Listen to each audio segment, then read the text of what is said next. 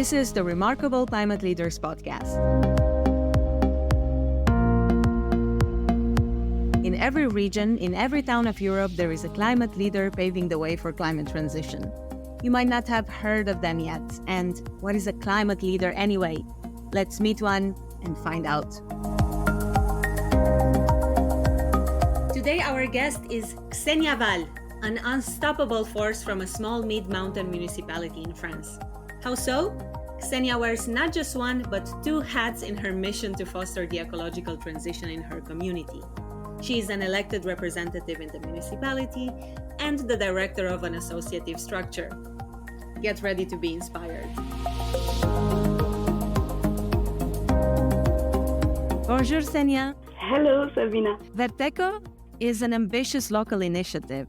Tell us, please, how it started, what area it is active in, and what is your role there? Vert&Co is a non-profit organization that was created 5 years ago in the Vercors, near Grenoble, in the French Pre-Alps. It covers 5 villages and a small city and has like 11,000 people.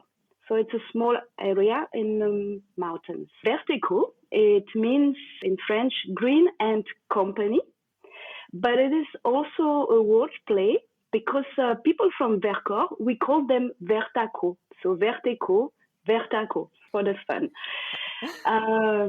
So you know what it means now. We promote transition, as you said, in the Vercors by helping local people to change their habits in order to reduce our impact on the climate change and the biodiversity loss. We also try to push local politics towards a better awareness of the need to change our way of life. My role in this organization is that I was one of those who created it, and I was the president, that's what we say here, of it for 4 years. You and your co-presidents, but also the other people that are in the organization, are you employees or are you doing this on a voluntary basis? This is a voluntary base. We had, because we don't now, but we will have again next year, I hope, some employees. And where does the money come from? What are your sources of funding? It depends. We had some money from Europe. We had some money from ADEME. It's a French organization for energy and ecology. We have some money, but not that much from the local community. We also sell some work for the local community, and sometimes we have money for that. Some people that do this are volunteers, so the money goes for the organization, but we're still looking for money and still don't have enough. So, I think everybody is like this. What sort of activities do you organize with Vert&Co? For example, now we have projects about gardens that people learn to gardening and permaculture. And it's also a social place where people can meet and exchange and not be alone for some that need some company. We have also projects about compost. We are developing compost solutions and education about compost here. We organize conferences, workshops, sometimes like zero waste workshop, like do your own shampoo, things like that. Oh, that's great. Yeah, and this is very nice. We also have work on a program for schools for mobility for schools to use less the car for everybody, for parents, for children to go to school with parents, for teachers, for everything. That is around that. We also have things about water. Some people are interested in it, and last year organized a day about water and how precious it is, and with games for kids to play with water and physics. So every year we have different things. Yeah, that's great. Kids are growing up, learning from the start how to be more green in their actions. But I also know that you joined your municipality council. What is your role there? Why did you do that? I live in one of those small villages talking about that is called Saint-Nizier-du-Moucherotte. Just try to pronounce it when you're not French. But it's a very nice small village. We are 100,000 people here. And I joined the municipality because the mayor asked me for that, and it was a great opportunity for me for what I wanted to do. And we always criticize politicians, say what they should do, what they should not do, but this is not fair. And the best way for me was to join the city council, to learn how it works from the inside, and to be able to help with the questions of transition and climate change and other things that I like creating communities in the village. So you did this to influence from both sides the ecological transition. Exactly. We are some people like this in our territory, the 5 villages and the small city I talked at the beginning about. And we have also a community of cities that works on ecology, and we work together also on the scale of our small territory. Do you have activities often with the other cities? Yes, we for example the transition commission that we have, it meets every month, and we have projects together. That's very interesting about mobility, especially, and the energy and kind of things like that a small city cannot do alone. So we just gather and have the opportunity to have better projects.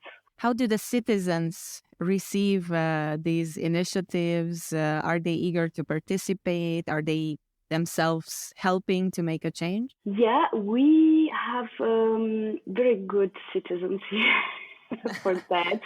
We have here old families that were living here for years and years, and we have also new population coming for 10 years, I would say, from the cities, and this population is now people with families, with kids, and they come here because of nature, because it's quiet, because it's a beautiful place.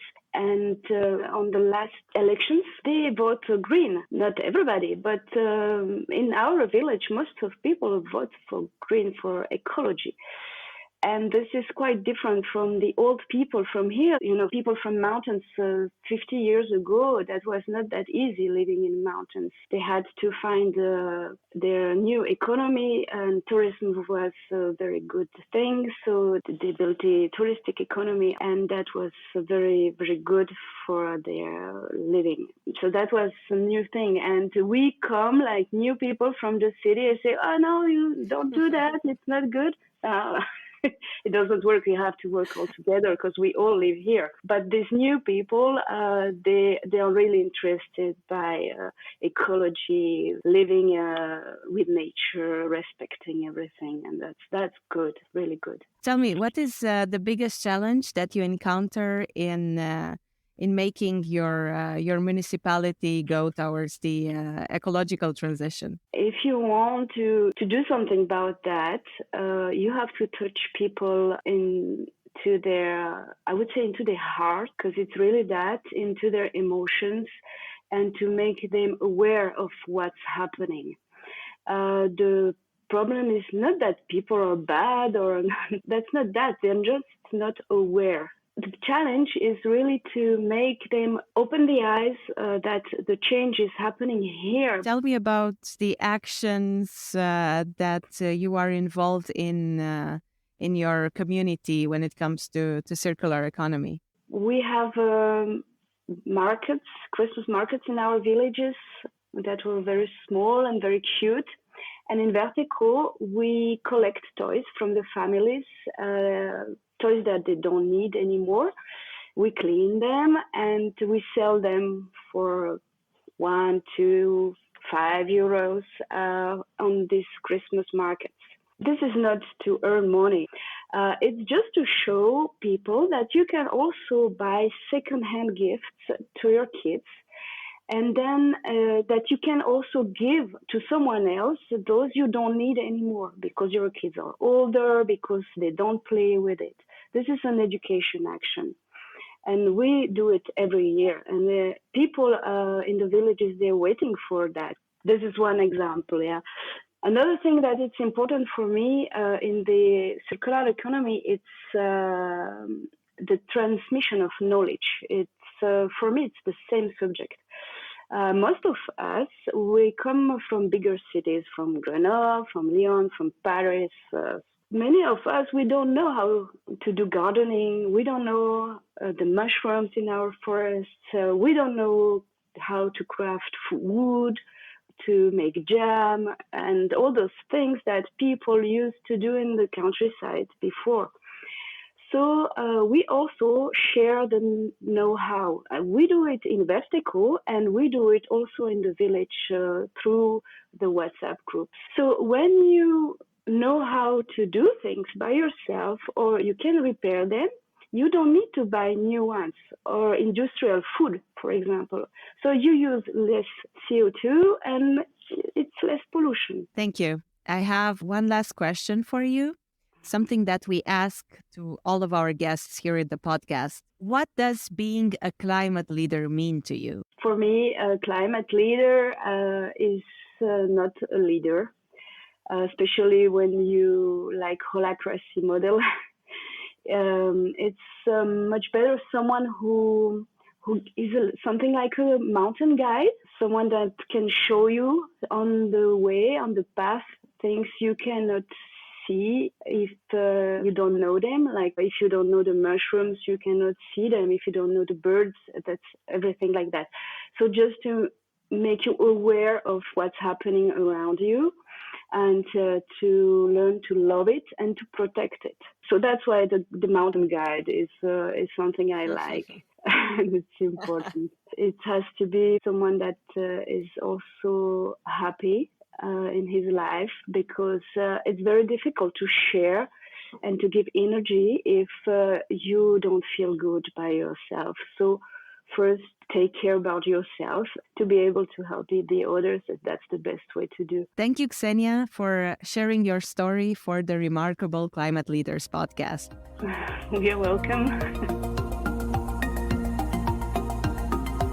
From this episode, we learned a climate leader is the guide that shows the way, who's at the service of the community, as there's no guide if there's no group. As people are by nature reluctant to change, we know now there are two ways of doing it: proving them that it works and moving them emotionally. What do you think a climate leader is? Who, where? Discover the stories of your region on climateleaders.eu and on your favorite podcast app.